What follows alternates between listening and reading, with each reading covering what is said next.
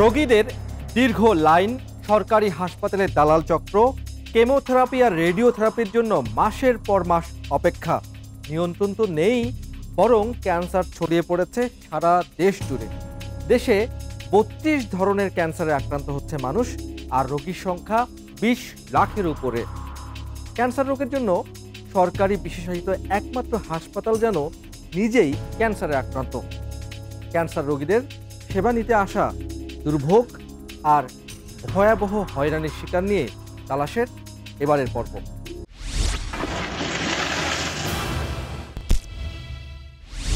দুরারোগ্য ব্যাধি ক্যান্সার, এই সেবা পেতে পোহাতে হয় দুর্ভোগ আর হয়রানি। ক্যান্সার চিকিৎসার ক্ষেত্রে সবচেয়ে গুরুত্বপূর্ণ আর কার্যকরী চিকিৎসা পদ্ধতি হলো রেডিওথেরাপি। যিনি একবার ক্যান্সারে আক্রান্ত হয়েছেন তাকে কোনো না কোনো সময় এই রেডিওথেরাপি দিতে হয়। আর যেখানে এই রেডিওথেরাপি মেশিনই বিকল, বছরের পর বছর ধরে সেখানে চিকিৎসা চলে কিভাবে, সেটি প্রশ্ন থেকেই যায়।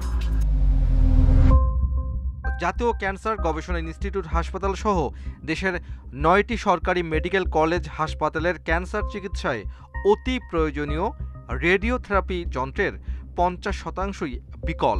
ফলে হাসপাতালের করিডোরে রোগীদের দীর্ঘ লাইন, যেন পা ফেলার কোনো স্থান নেই।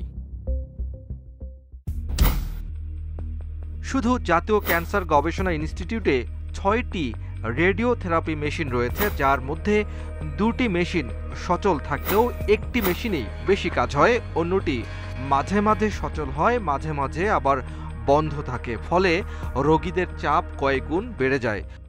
বিশ্ব স্বাস্থ্য সংস্থার মতে ক্যান্সার রোগীর প্রায় ৮০% চিকিৎসার অংশ হিসেবে রেডিওথেরাপির প্রয়োজন হয়। বিশেষ করে স্তন, জরায়ু এবং ফুসফুস ক্যান্সারের জন্য রেডিওথেরাপি অপরিহার্য হলেও ৩ মাসের আগে কেউই রেডিওথেরাপির জন্য সিরিয়াল পান না এই ক্যান্সার হাসপাতালে। অপারেশনের পরে রেডিওথেরাপিটা নিয়ে নেওয়া ভালো, কিন্তু না হলে আবার রোগটা ফিরে আসার সম্ভাবনা থাকে। 3 মাস ধরে রেডিওথেরাপি লাগে ঘুরাইতেছে, আবার কইছে 1 মাস পরে আইবার লাগে। রেডিওথেরাপি মেশিন নিয়ে ধারণা নেওয়া যাক। রেডিওথেরাপি উচ্চ শক্তির বিকিরণ ব্যবহার করে ক্যান্সার কোষের ডিএনএ-কে ক্ষতিগ্রস্ত করে এবং এগুলো বিভাজন ও বৃদ্ধির সক্ষমতা নষ্ট করে। মোহাম্মদ জাকির হোসেন ৪৯ বছরে গলায় ক্যান্সারে আক্রান্ত হয়ে এখন জীবন নিয়ে সংকটে আছেন। এগুলো যে দিতে আছে এগুলা আমরা তো জানি না, ওই হিডে এরকম হয় আর কি। এমনি আল্লাহ দিলে সবই ঠিক, বাকিটা হায়াত মতোর মালিক হলো আল্লাহ। ক্যান্সার হাসপাতালের টেকনোলজিস্ট জানান, যেখানে এই হাসপাতালে ২০০ টাকায় রেডিওথেরাপি নেওয়া যায়, সেখানে বেসরকারি হাসপাতালে এই সেবা নিতে গুনতে হয় ৭ থেকে ৮ হাজার টাকা। ফলে রোগীর চাপ অনেক বেশি। আমাদের এখানে যেটা মূল সমস্যা সেটা হচ্ছে আসলে মেশিনের সংকট। যেমন মেশিন প্রয়োজন, সেক্ষেত্রে মেশিন চালানোর জন্য আসলে দক্ষ জনবল সেটাও প্রয়োজন। তবে ভালো খবর হলো, নতুন করে জাতীয় ক্যান্সার হাসপাতালে ২টি রেডিওথেরাপি মেশিন চালুর কাজ চলছে। এই রেডিওথেরাপির চিকিৎসা যারা নিচ্ছেন তাদের এই সেবা পাওয়ার আগে বহু কাঠখড় পোহাতে হয়েছে। মাসের পর মাস হাসপাতালের করিডোরে ঘুরতে হয়েছে। ক্যান্সার চিকিৎসায় রেডিওথেরাপির পাশাপাশি অনেক সময় রোগীদের নিতে হয় কেমোথেরাপি নিতে রোগীদের ভাগ্যে কি ঘটে, চলুন দেখে আসি। ৩য় তলায় এই রোগীদের সবাই কেমোথেরাপির জন্য এসেছেন। এই মানুষগুলো সবাই কোনো না কোনো ক্যান্সারে আক্রান্ত, কিন্তু এই কেমো নিতে ভোর থেকে ফাইল জমা দিয়ে লাইনে অপেক্ষায় থাকতে হয়। 4 দিন ধরে আসতেছি, কেমোর ডেট পাইতেছি না। কয়েকটা মন মতো কয়েকটা নিব, আর নেয় না, আর ওই যে হাতে দেয় ওই যে টাকা ওই পর্যন্তই। তাহলে আমরা যে রাত 3টে বাজে এসে দাঁড়াই থাকি, এই সিরিয়াল ধরে আমাকে কোনো মূল্য নেই। 3 দিন 4 দিন ধরে দাঁড়াই আছি। মানবদেহের যেসব কোষ ক্যান্সারে আক্রান্ত হয় তা ওষুধ প্রয়োগের মাধ্যমে ধ্বংস করার পদ্ধতির নামই হলো কেমোথেরাপি চিকিৎসা। কেমোথেরাপি দেওয়া হয় অ্যাডভান্স স্টেজের রোগীদের। এই যখন বাস্তবতা, তখন প্রতিদিন গড়ে ২৫০ জন রোগীকে কেমোথেরাপি দেওয়ার সক্ষমতা রাখে জাতীয় ক্যান্সার হাসপাতাল। কাজটা ছোট, কিন্তু রোগীদেরকে এটা 5 দিন পর্যন্ত কি করতে হয়, এটা 1 ঘন্টার কাজের জন্য। ফলে বিভিন্ন জেলা থেকে আসা রোগীদের কেমোথেরাপির জন্য ফিরে যেতে হয় অধিকাংশ সময়ই। থেরাপির ডেট একদিন 3 দিন 4 দিন ঘোরা লাগে। এই যে ফাইল জমা সকাল ধরে দেয়, কয়টা আপনাদের দিল আর কয়টা দেয় না।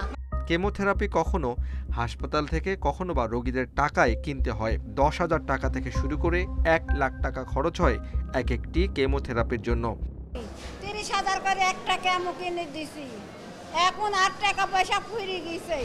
ক্যান্সারে আক্রান্ত রোগীদের অর্থ থাকলে চিকিৎসা নেন দেশে অথবা বিদেশে, আর যাদের অর্থ নেই তারা ছুটে আসেন জাতীয় ক্যান্সার হাসপাতালে।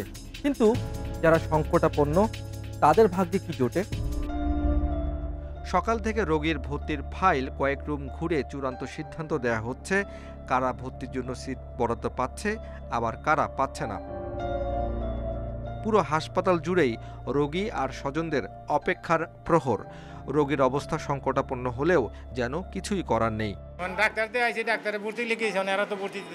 একটা সিট পাইতে 10 দিন 12 দিন 15 দিন এরকম করে লাগে সময়। নারায়ণগঞ্জ থেকে এসেছেন মোহাম্মদ ইসাক বাবাকে নিয়ে। গত 5 দিন ধরে হাসপাতালে ঘুরে একটি সিটও খালি পাচ্ছেন না তিনি। তার প্রেসক্রিপশন জুড়ে শুধু সিট খালি না থাকার বার্তা দিচ্ছে হাসপাতাল কর্তৃপক্ষ। অন্যদিকে বাবার অবস্থাও সংকটাপন্ন। আমার বাবার খুব সিরিয়াস অবস্থা, 5 দিন যাবৎ চিকিৎসা পাইতেছি না, মানে ভর্তি করাইতে পারতেছি না। বর্তমানে হাসপাতালে কাগজে কলমে 500 শয্যার হাসপাতাল জাতীয় ক্যান্সার হাসপাতাল, তবুও খালি নেই একটি সিটও। প্রতিদিন কয়েকশো নতুন আর পুরাতন রোগীদের দীর্ঘমেয়াদী চিকিৎসায় হিমশিম খেতে হচ্ছে হাসপাতালটিকে। এছাড়াও 500 শয্যার এই হাসপাতালে লোকবল প্রয়োজন অন্তত 2,858 জন। বর্তমানে হাসপাতালটিতে লোকবল আছে 1,176 জন। ক্যান্সার হাসপাতালে রোগীদের চিকিৎসা থাকলেও দালাল নির্মূলের কোনো চিকিৎসা নেই। হাসপাতালের নানান সংকটকে কাজে লাগাচ্ছে এসব দালাল চক্র। পরীক্ষা নিরীক্ষার জন্য রোগীদেরকে ভাগিয়ে নেয়া এবং রোগীদের জন্য নির্ধারিত হুইল চেয়ারকে জিম্মি করে ভাড়া আদায় করা, এটি ক্যান্সার হাসপাতালের নিয়মিত একটি ঘটনা। হাসপাতালের ভর্তির জন্য বাইরে অপেক্ষা করছেন শেরপুরের শুভ্রা সাহা। 55 বছর বয়সে তিনি ক্যান্সারে আক্রান্ত হয়ে দাঁড়িয়ে থাকার শক্তি হারিয়েছেন, কিন্তু হাসপাতালের নিচে বসে থাকা এই হুইল চেয়ারটুকু ভাড়া নিতে হয়েছে মাত্র কয়েক ঘন্টার জন্য। চেয়ার এইটা সারাদিনের জন্য আর কি 100 টাকা ভাড়া নিচ্ছি, বেশিক্ষণ বসে থাকতে পারি না। হাসপাতালে আসার পর থেকে বিভিন্ন শ্রেণীর দালালদের মুখোমুখি হতে হয় বিভিন্ন জেলা থেকে আসা রোগীদের।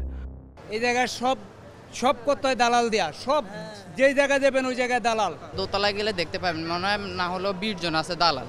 তারা বলবে আমাদের হসপিটালে আসেন, আমি 20,000 করে দিব, আমি 10,000 করে দিব, কিন্তু অথচ টেস্টটা এই হসপিটালে করতে পারবেন 1,000 টাকা। এই প্রমাণ হাতে পেতে আমাদের দেরি হলো না। একজন নার্স এসে রোগী তুলে দিয়ে গেলেন ক্যান্সার হাসপাতালের পাশের অন্য একটি বেসরকারি হাসপাতালের ব্যক্তির হাতে।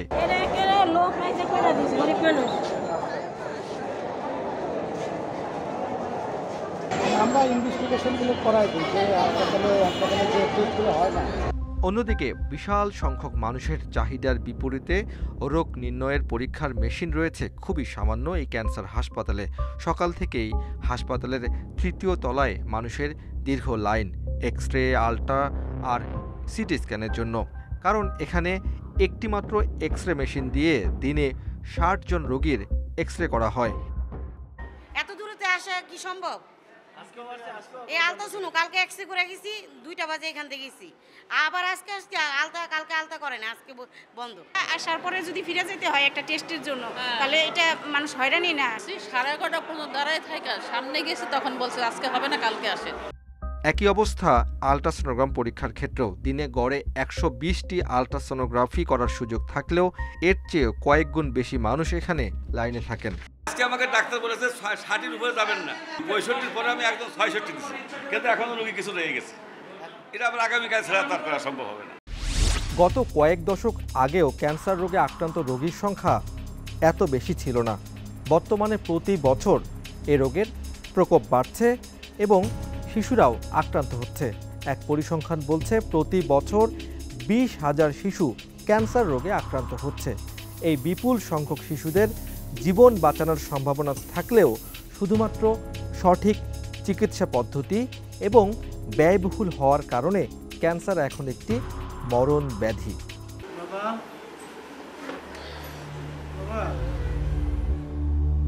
ছেলের জন্য বাবা মায়ের এমন আকুতি কি শুনতে পাচ্ছে? 7 বছর বয়সী হুসাইন ব্রেন টিউমার থেকে ক্যান্সার, সুস্থ করে তুলতে চলছিল কেমোথেরাপি, কিন্তু হঠাৎ যেন থমকে গেছে। শরীর ঠান্ডা হয়ে নিস্তেজ হয়ে গেছে হুসাইন। এমন দৃশ্য ক্যান্সার হাসপাতালের নিয়মিত ঘটনা। চিকিৎসা করতে গিয়ে এখন অসহায় হয়ে গেছেন বহু পরিবার। হাসপাতাল জুড়ে যেন অর্থনৈতিক সংকট, প্রিয় সন্তানকে সুস্থ করে বাড়ি নিয়ে যাওয়ার এক আকুতি। বাড়ির জায়গা ছিল সেগুলো বেশি মানুষের, দেশের মানুষের কাছে সহযোগিতা নিয়ে এই পর্যন্ত আইসি, তো একদম নিঃস্ব হয়ে গেছি ভাই। দৃশ্য আটকে গেল মেহেদির কাছে। 10 বছরের মেহেদি সুস্থ স্বাভাবিক মানুষের মতোই ছিল তার জীবন। ক্যান্সার চিকিৎসা নিতে নিতে এখন তার দৃষ্টিশক্তি হারিয়ে ফেলেছে। হাঁটতে পারে না, চোখেও দেখে না, আল্লাহ জানে এই অসুখের থেকে। প্রিয় সন্তান নিয়ে হাসপাতালে বাবা মা যেন বেঁচে থেকেও মৃত। এসব শিশুরা সবাই ক্যান্সারে আক্রান্ত। বাবা মায়েদের এই ক্যান্সার হাসপাতালের চিকিৎসা নিয়ে আছে নানা ধরনের ক্ষোভ আর অভিযোগ। গতকালকে আমার ফর্ম দেওয়ার কথা, আমার কেমো দেওয়ার ডেট ছিল, আমি কেমো দিতে ফর্মও পাই নাই। বিশেষজ্ঞ চিকিৎসকরা বলছেন বর্তমান সময়ের ফাস্ট ফুড জাতীয় খাবার আর নিয়ম নীতি না মানায় শিশুরাও আক্রান্ত হচ্ছেন ক্যান্সারে। পিজা, বার্গার, বিরিয়ানি, হাবিজাবি নানা রকম মশলা দিয়ে প্লাস নানা রকম ওই রং গন্ধ এগুলি যোগ দিচ্ছি, তাতে করে ক্রনিক ইনফ্লামেশন হচ্ছে একদম। এই ক্রনিক ইনফ্লামেশন থেকেই আমাদের যত এই অসুখ বিসুখ। ক্যান্সারে আক্রান্ত হয়ে বহু মানুষ প্রতি বছর মৃত্যুবরণ করছেন। নারী পুরুষ সবাই এই দুরারোগ্য ব্যাধির তালিকায় রয়েছেন। সাধারণত কোন কোন ক্যান্সারে মানুষ বেশি আক্রান্ত হয় আর এর পরিণতি বা কী, এসব প্রশ্নের উত্তর নিয়ে 4 মিনিট পর ফিরছি।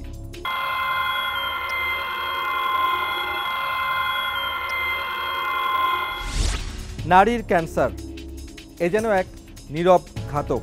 আক্রান্ত নারীরা বছরের পর বছর ধরে বয়ে বেড়াচ্ছেন ক্যান্সারের জীবাণু। এক পরিসংখ্যান বলছে বিশ্বে প্রতি 2 মিনিটে একজন নারী জরায়ুমুখ ক্যান্সারে মৃত্যুবরণ করেন এবং প্রতি বছর 50 লাখ নতুন নারী ক্যান্সারে আক্রান্ত হচ্ছেন।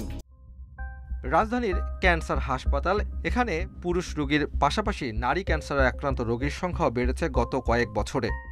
বিশ্ব স্বাস্থ্য সংস্থার হিসেবে বর্তমানে বাংলাদেশে নারীদের মধ্যে স্তন ক্যান্সার আর জরায়ু ক্যান্সারে আক্রান্ত নারীদের সংখ্যা অনেক বেশি, যাদের মধ্যে অধিকাংশই প্রান্তিক জনগোষ্ঠী থেকে রাজধানীতে সেবা নিতে এসেছেন। ডিসেম্বর মাসে আমার অপারেশন হয়েছে, তারপরে ডিসেম্বর মাস, জানুয়ারি মাসে আমার কেমো হয়েছে, ফেব্রুয়ারি মাসে কেমো শেষ হয়েছে। রাজধানীর মিরপুরের ক্যান্সার সোসাইটির হাসপাতালে বসে আছেন সুফিয়া বেগম। পাবনা থেকে ঢাকায় এসেছেন স্তন ক্যান্সারে আক্রান্ত হয়ে। অবস্থা এমন যে শুয়েও থাকতে কষ্ট হয় সুফিয়া বেগমের। খরচ বহু হয়েছে, তার খরচ পাচ্ছি নি, মনে কিছু কিনে খায় মরে যায়, না পারি টেহা, না পারি রোগ সামলাবি।